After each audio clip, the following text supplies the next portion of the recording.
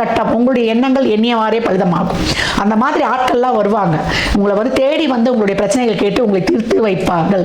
அப்ப ரிஷபம் ரொம்ப சூப்பரான பலன்கள் சொல்லலாம். வெற்றி கொடி கட்டும் 8 திக்கும் அப்படின்னு சொல்லலாம்.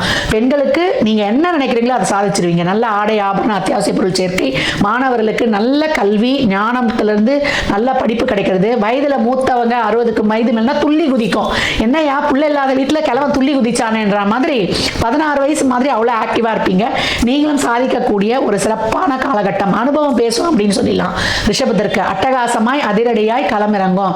இதெல்லாம் வந்து உங்களுக்கு மிகைப்படுத்துற மாதிரி இருக்கும். மிகைப்படுத்தல் கிடையாது, அருமை. இந்த வருடம் நீங்க சொல்ல வேண்டிய மந்திரம் என்னன்னு கேட்டீங்கன்னா ஒரு சிறப்பான மந்திரம் அப்படின்னு வந்து சொல்லலாம்.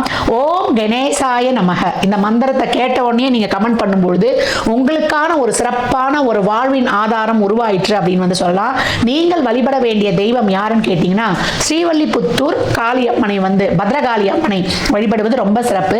இந்த அம்பாள் வந்து ஸ்ரீவல்லிபுத்தூர்ல இருக்கிறாங்க. எப்ப நேரம் கிடைக்குதோ போங்க.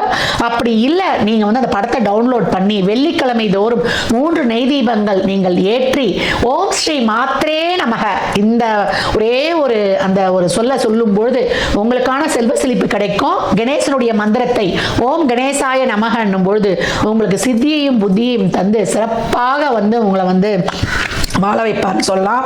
உங்களுடைய பிறந்த கிழமைகளிலோ இல்ல வெள்ளிக்கிழமைகளிலோ ஒரு அன்னதானம் இனிப்போட மேல வந்து ஒரு 11 ரூபாய் சில்லறை பணம், வாட்டர் பாட்டில் தண்ணி, எலுமிச்சங்காய் ஊறுகாயோட கொடுக்கக்கூடிய ரிஷபம் வெற்றி களத்தில் சிறப்பாய் பயணிக்கும். ரிஷப ராசி லக்னத்திற்கு நல்வாழ்த்துக்களை தெரிவித்துக் கொள்கிறேன்.